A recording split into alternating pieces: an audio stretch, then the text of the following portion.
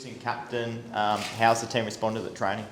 Look, yeah, naturally disappointed early in the week. They're a tight bunch to the playing group, so to lose, to get the news about KP was obviously, I won't lie, they were a little bit disappointed, but their response was exactly what it needed to be. We need to get on with things.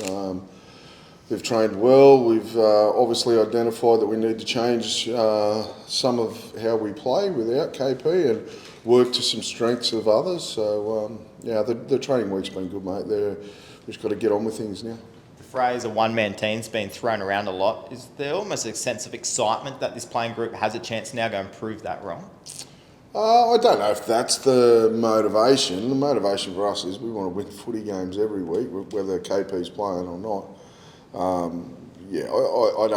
I'd estimate that it would irk them a bit, just being told they're a one-man team. But look, like I said, we've just got to get on with things now, and whatever motivation we need as individuals, we need a really good team performance up there on Sunday to beat the Dolphins. There's been a lot of chop and changing in the halves. In an ideal world, do you have a stable halves base now, which in 12 weeks' time, Kalen can come back and be the icing on the cake? We'd like the team to be in a good position when he comes back. What halves pairing that is, I'm not too sure, but our immediate goal is to prepare and pick the best team to beat the Dolphins. If I'm worried about 12 weeks' time, then that's irrelevant to me right now. It's just staying really focused and making sure that we put in a really strong performance on Sunday that gets us the result that we desperately need. No Tyson, again, how close was he this week, and can we expect him next? Yeah, I think that's an injury. The hamstring injury is one that you wouldn't risk. I know there's a lot of narrative around the other one, the hip pointer one, which is false. So this is an injury that, look, if he's right, let's just go an extra week, and I think that's been the case on this occasion. I'm sure one of probably the highlights of your week was handing David Armstrong a debut. What was that moment like? What was the conversation? He's good. He's a popular member of the squad. He's a bit of a larrikin, a country Queensland boy that's his sense of humour, his dry sense of humour, and is very, I guess, popular with the playing group. So it was an excited room. As I said, it was pretty, disappointed room for Kalen early in the week, but to give Dave his debut, and then when I announced it to the playing group, it was a pretty loud, they were excited. So they're happy for him. They love him. What type of football player is he like? Is he similar to Kalen at the back, or have you had to change some things for him? We will change a little bit. He's quite, he's very fast. He's very energetic, and stuff seems to just pop up around Davey. As you would have seen when he played in the trial game at Gosford, when he came onto the field, all of a sudden we started chipping and chasing, and we weren't really. We can go down there with that as a plan. It was a trial game, but as soon as Davey's on there, everybody starts to play a little bit hybrid. So that's probably what he brings the most. He's nice and safe under the high ball, and he'll organise our defensive line really well. As I said, everyone's excited to have him out there. He'll bring some energy. And how close has he been to debuting before this week? Did he come into conversations on that vacant wing spot after that trial? Yeah, he has. And there's been a few games where I've played him on the wing in cup because I thought we've just got to find a spot for this young bloke. So, look, it's his first real full-time pre-season this year, so I didn't want to rush him either. He's only fairly slight, but it's amazing those young, sort of smaller players. They've got a good awareness of how to get themselves out of trouble in contact. So, probably overthought holding him back too long. But to answer your question, he's been close quite a few times. And the Dolphins this week, do you almost have to look at what they've done without some of their stars and this type of football they've played as a bit of maybe a blueprint to use over the next couple of weeks? Yeah, they don't beat themselves. Very disciplined, high completions. They don't do a lot with the ball coming out of their own end, which, accounts to having a high completion rate.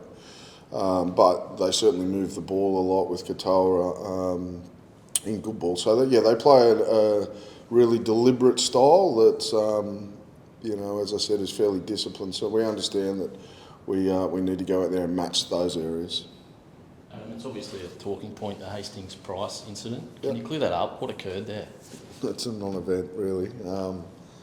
it would happen in every organisation that trains with any form of intensity every day of the week. There was no punches, it was a push and shove.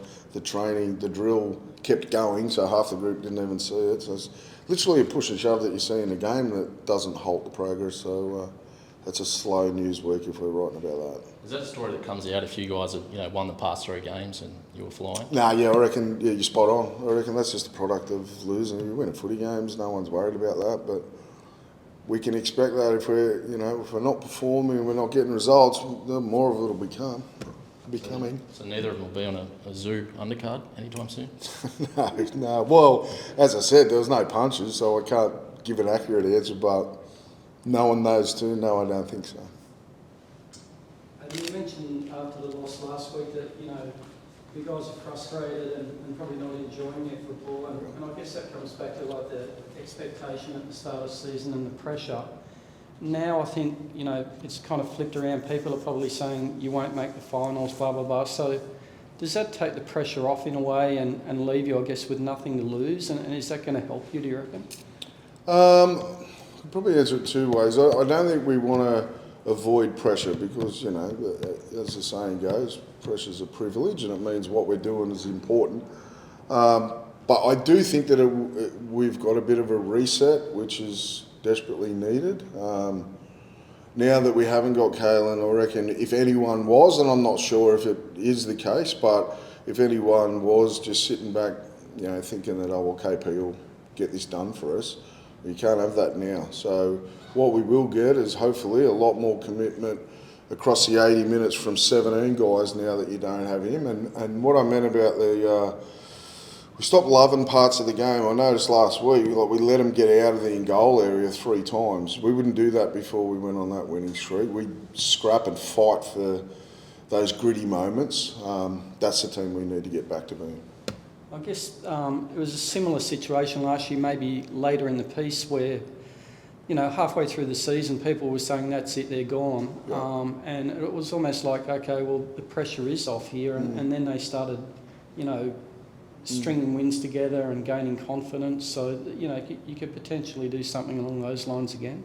Potentially, yep. We need to make that happen. I think what we did do well last year is we didn't flinch, we didn't listen to, we blocked out all the outside noise that we're talking about, they're gone. We just kept training with intensity that causes arguments between players. We kept really steadfast on our training intensity, I know that. So that's what we'll be doing this time. If people want to write us off, that's fine, but we won't be walking around feeling sorry for ourselves. We'll fight our way through this, through our preparation and in games on the weekend. And if you are going to make the finals, how important is a win on this weekend? All important, yeah, definitely. Just for our group, we need a performance, as I said, and if that hopefully brings the win of a team that's wanting to go out there and fight for every inch. And I don't think that we've been that this year so far. Origin also approaching soon. A couple of the boys in the squad potentially, some have said they've had conversations with Madge. Is that something that you're already budgeting for and planning for? And have you got some of those reserve grade players that are standing out to you? To be honest, I haven't thought about it a hell of a lot. I just really focused on the present. I know that Madge visited the club, similar to what Billy normally would do as well, visits the clubs and has a bunch of guys there that could come into calculations. But as far as me sitting down and trying to anticipate who's in and who's out, right now I think our guys need to focus on being in form for us. That'll take care of itself, that other stuff. And one in this weekend, Dane Gagai back and obviously stepping into a co-captain role. How's he been training this week and what are you looking forward to seeing in him with leadership? Yeah, good. Yeah, he's been training really well, Gags. Missed him last week, but again, with those soft tissues, those type of ones, they're the ones that you take care, precaution with, and I believe that we've done the right thing. He's been great. His experience is invaluable. So to have him back, and then hopefully next week we can get Frizz back. So that'll help ease some of losing the experience of KP, no doubt. And with that leadership on the field, obviously you mentioned there you've got quite a few highly experienced players. Jacob, of course, playing his 150th. Yep. Who do you think will be the kind of, I guess, the chief on the field in directing play? Oh, I think Jackson will direct the play as the the halfback. He'll steer us around when we've got the ball, but look, most of ours will be led by our usual suspects, and Leo will lead from the front definitely. And I'd like to think everybody lifts a little bit, both for Davey in his debut, but also for Jacob. He's 150th. We want to make sure that that's really special. It's not an easy thing to do, 150 in the middle. And the way we can honour Jacob, I've never seen I've never coached a prop that does so many team first actions, things like diving on scraps and kick pressures, and never misses his assignment to fill the space. Like, he's a hard working 6'7" giant, so we need to repay him in that area on the weekend. Sorry, just quickly on the kicking, I'm guessing Gags is coming in that role. Who's next in line after Gags? Goal kicking? Yeah. Yeah, so Jackson does a bit of goal kicking as well. Has done most of his career.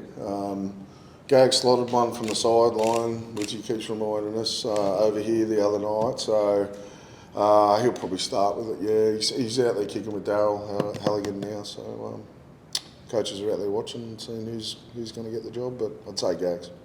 And what were your thoughts on the Jack Hetherington incident? It's dealt with now, I think. Yeah, I just want to move on, same as the KP thing.